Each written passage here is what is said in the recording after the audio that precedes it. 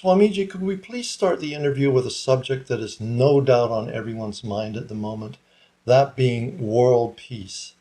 I know it can be a very complex subject, but in basic terms as a species, why can't we ever seem to get along and live in peace? Physical conflict is a consequence, and the cause of it is violence in the thoughts that we harbor within ourselves.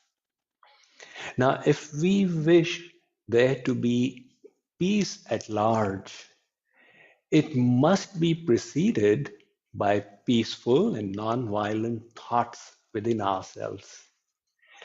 That will happen when our values become properly oriented, when our values tell us that conflict is not worthwhile for satisfying self-interest. And those kinds of values will get established with good wisdom. So the link begins from here. In my tradition, they say that the cause of all misery is ignorance, and what dispels it is wisdom. When people are wise, we will have better individuals, which will lead to a better society, which will lead to a better world.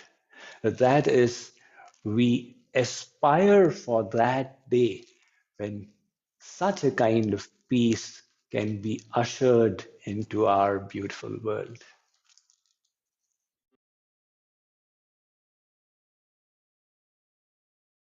Swamiji, through greed and lack of connection with Mother Earth, humanity is really starting to witness the direct effects of global warming, whether it be flooding, flash fires, extremes of heat, etc.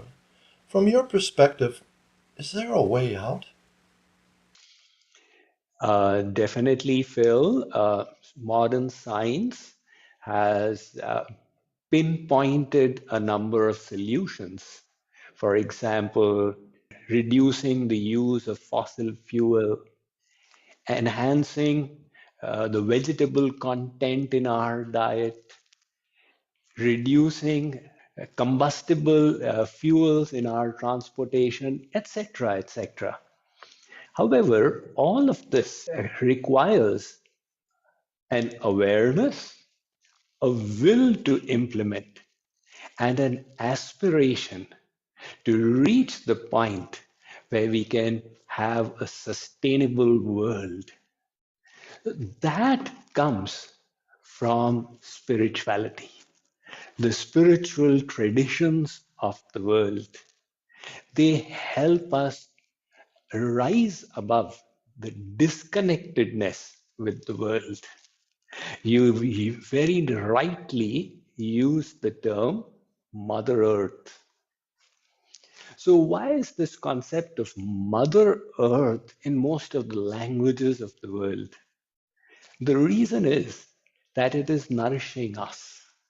We are receiving our needs from nature. We call it Mother Nature. So, at the same time, we have a responsibility towards it. Likewise, spirituality informs us that we are all connected. Now, we all have become aware that in the eco chain, if one species is eliminated, it disrupts the ecology of the whole place. Over the last 2 years, we painfully witnessed how a virus that began in one localized place of the world slowly spread and affected the whole globe. So, to live in this conception that I am separated from all of creation is sheer folly. And that is where the spiritual traditions of the world, they inspire us to change our perspective.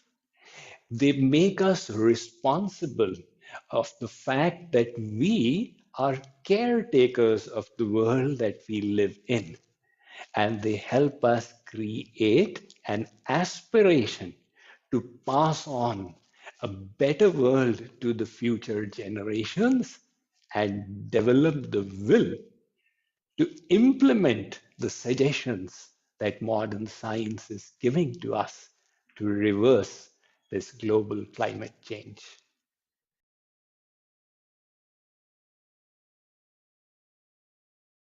Please, could you tell us what your spiritual lineage believes with regard to life after death and reincarnation?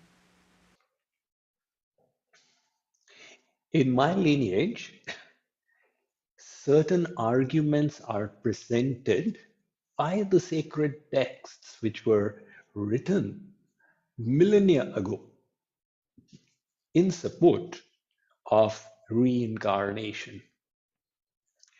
First example given is that without the idea of a past life, there is no way to understand justice in this world.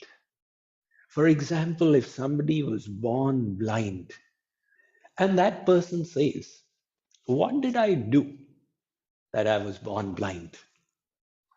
What answer can we give to that person? If we say it is a consequence of your deeds, he says, this is my only life, then I never did anything until I was born. And if we say it is the will of the Supreme, well, the Supreme should be causelessly merciful. Why should the Supreme want us to be born blind? So the only logical answer is it is a consequence of our deeds from the past. And then the second argument given is that observe a little infant child, a 1 month old infant. Without reason, that baby sometimes becomes fearful. Without reason, the baby sometimes becomes joyful or miserable. So at that time, it has not yet completely forgotten its past. Some of the images are still embedded in its subconscious. And slowly, slowly, the impressions of this life fall so strongly that at that point, then the past images start getting erased.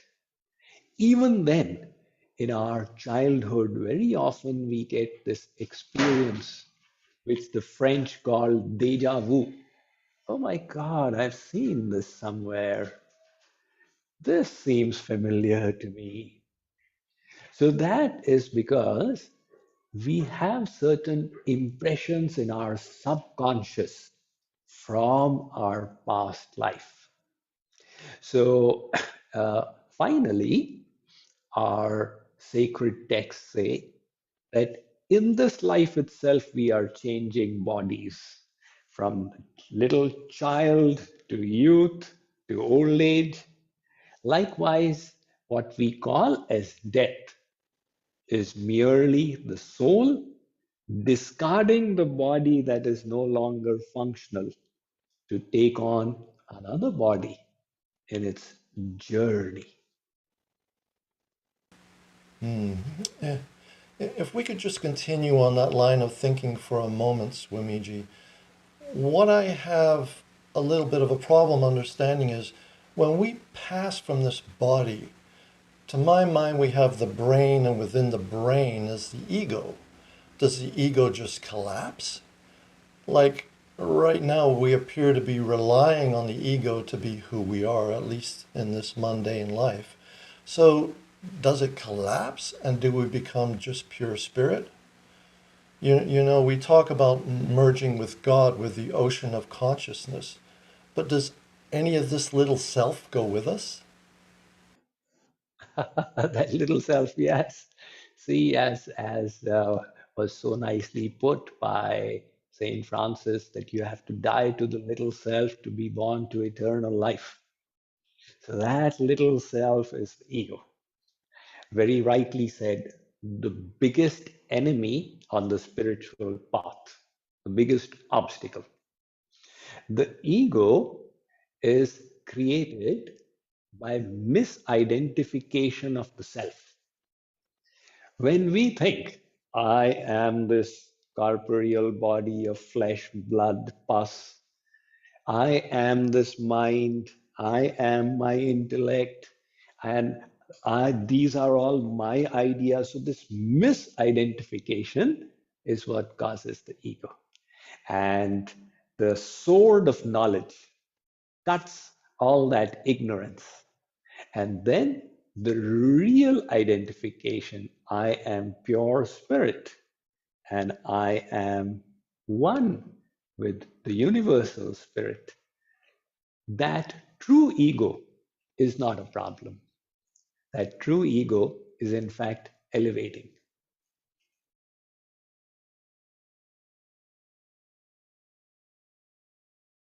Meditation and mindfulness practice has become very popular in modern times, whereas when I first started my meditation practice almost 35 years ago, it was seen as something quite strange. However, perhaps especially in the West, I think that many of those who now start some kind of meditation practice seem to expect immediate results, as that is their experience in this modern society. There is presently even a resurgence of the use of psychedelic compounds to try and enhance the mind state. What do you think of these attitudes towards the so-called mind expansion and seeking instant gratification?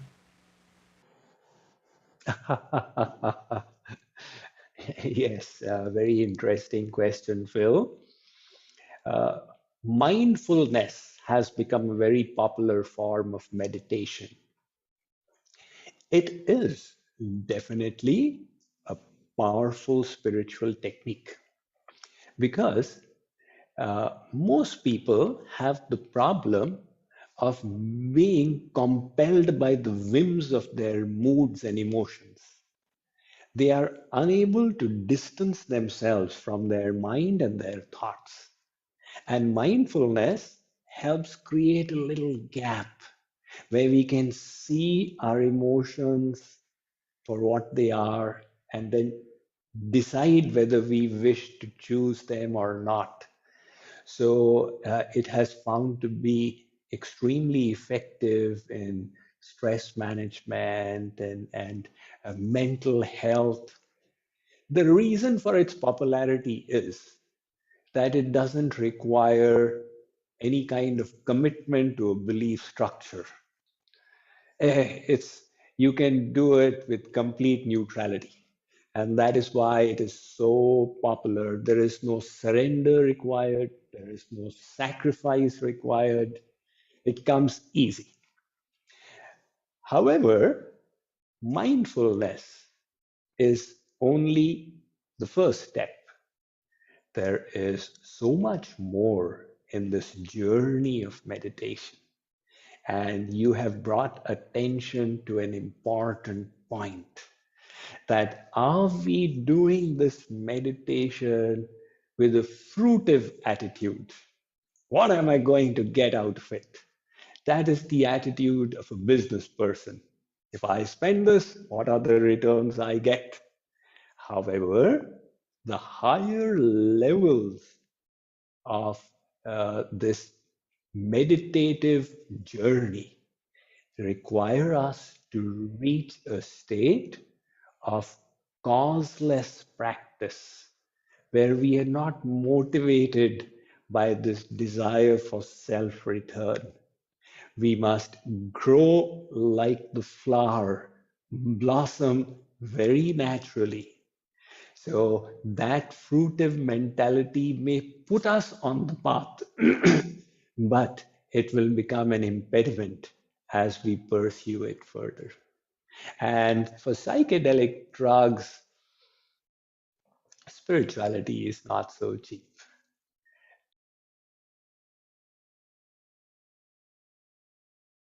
Swamiji, rather than just going with the flow of life, and I know I have this issue myself, we have a tendency to grasp onto any number of expectations in our life, thereby allowing expectation to really bind us. Please could you speak about how to release the fetters or the chains of expectation? Oh, yes. Expectations are the source of miseries because they very easily transform into frustrations and disappointments and even depression. And we have so many kinds of expectations we create. Life should be fair, and it should be fair as per my idea of what fairness is. Everybody should like me, even though it's impossible. Everybody should agree with me. People should understand what I am saying. I must always do well. Objects of my desire will make me happy. So, this is just a sample of the varieties of expectations that we start developing, harboring within ourselves. The problem with this is that expectations make us focus on what we don't have. So we start looking at the half empty portion of our life, and that leads to unfulfillment. The solution to this is to reverse it and start cultivating gratitude, which changes our focus on the numerous graces we have received and the blessings that have come to our life. So there is no universal law that our wishes will be fulfilled. And when that doesn't happen, I like to tell the story of a geologist who went to study the river Ganges. It's a river in India. He took a map with him and he was walking along the river and he was checking. As per the map, the Ganges should veer to the left. It's doing so. It should now be going straight. Yes, that's what it's doing. But in one place, there was a difference. As per the map, it should have been turning right, but it was continuing straight. He said, "What? The Ganges is not going to follow my map? There's no point studying it in that case." He chucked his map and went off. Now his expectation was wrong. It's not for the Ganges to follow his map, but for the map to follow the Ganges. Likewise, we create our expectations and then we expect the universe to fulfill them. But we have to reverse it. The universe is not for me. I am for all of creation. And that spirit helps us cultivate gratitude, to remember our blessings, and change the focus on the half full portion of our life.